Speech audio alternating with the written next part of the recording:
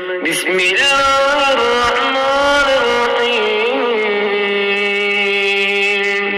اللهم اجعل صيامي فيه بالشكر والقبول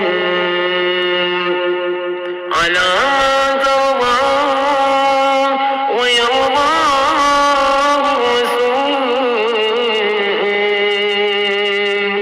محكمة